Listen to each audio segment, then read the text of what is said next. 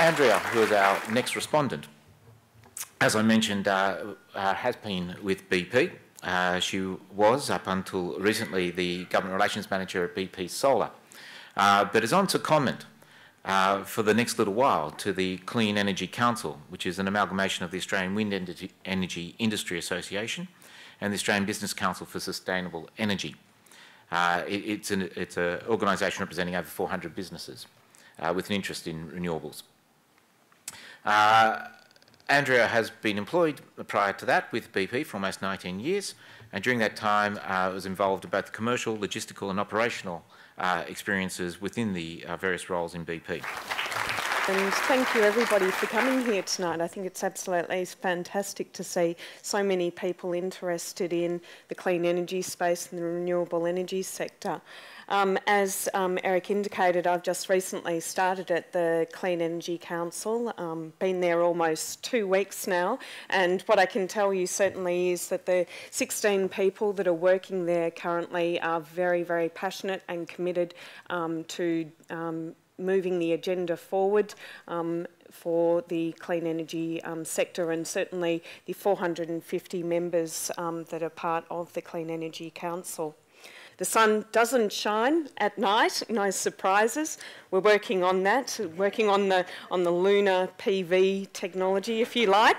But certainly solar PV does work in the middle of the afternoon, works in the middle of the afternoon when all of us want to turn on our air conditioners on those hot, sunny afternoons. Solar PV is a peak load technology. It is not a base load technology. And yes, we do need to do some stuff in terms of working on batteries and various other storage devices. But I just wanted to say that at the outset, because peak energy and meeting our peak energy demand is one of Australia's biggest energy challenges. And yes, baseload is certainly one of them, but peak energy demand is one of the biggest ones. Solar PV is expensive. It is certainly very expensive, and here in Australia it costs almost $14,000 to install a 1 kilowatt system on a roof. That's excluding any subsidies or rebates that may be available. But I would actually contend that it is economic today. It is just that we have a market failure. And I know Mark talked about various other market failures for other technologies, but there is a market failure in place for solar PV in that when you produce solar energy in the middle of the afternoon, you are rewarded with a flat retail tariff. You are not rewarded with the peak prices that are traded in the electricity market. Now, if you're actually able to tap in to those peak prices, then solar PV is economic. We do need R&D policies, and we do need to make sure that we foster and nurture a strong research community. And here in Australia, we've actually got some world-leading researchers here. And what we tend to do is we actually export a lot of that technology overseas. So I would actually contend that what we need to do is we need to have robust R&D policies, but we also need to make sure that we're using that technology here in Australia by making sure that we've got very good deployment policies in place, and we don't as at this point in time. And I would also say that the commercial sector is warming up to solar PV technology as well.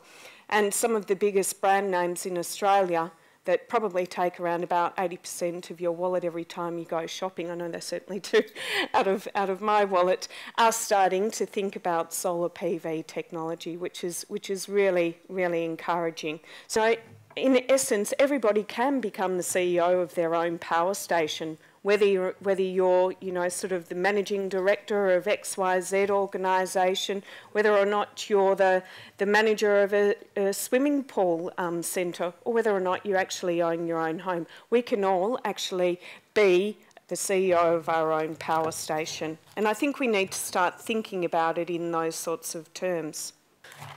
So what do we want? And what do we have?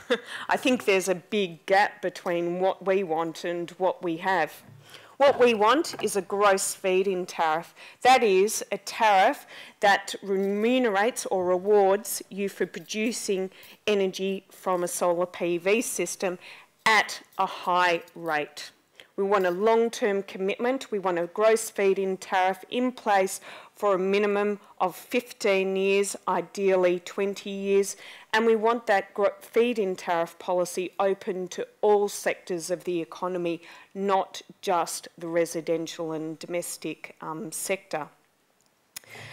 What do we have, though? Well, what we have are a couple of deployment mechanisms. We've got Solar Homes and Communities Plan, and I'll take you through why I don't believe that that is the right policy vehicle for us. We've got the National Solar Schools program, and albeit I think that's a wonderful program, but it's largely built around raising awareness and building education. It's not about building a material market for solar PV.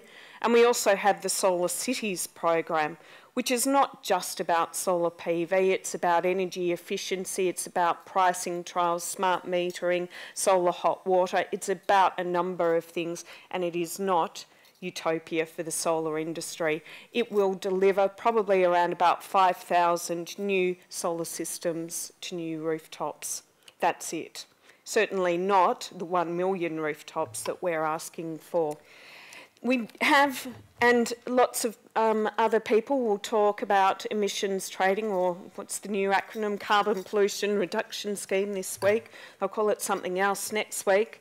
And they'll tell us that that is really one of the solutions. Well, yes, it's one of the solutions, and it will provide a carbon price. The issue for us in the industry is that that carbon price is without a doubt going to be not high enough to actually drive investment in solar PV.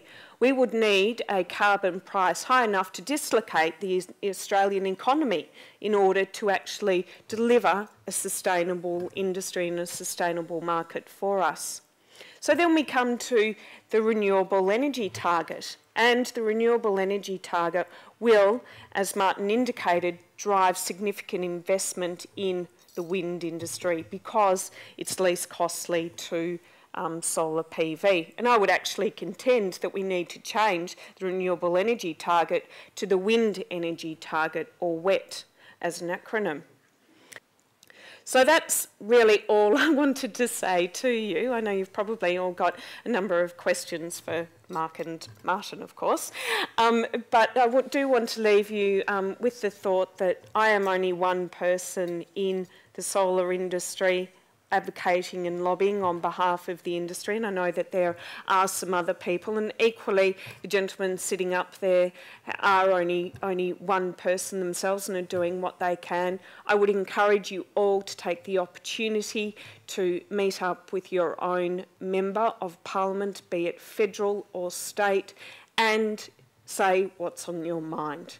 The next 6 months is absolutely pivotal in terms of climate change policy formulation, and they need to know that the pressure is not necessarily just coming from paid lobbyists like myself, but coming from individuals like yourself that are interested in building a sustainable energy future for us all. Thank you.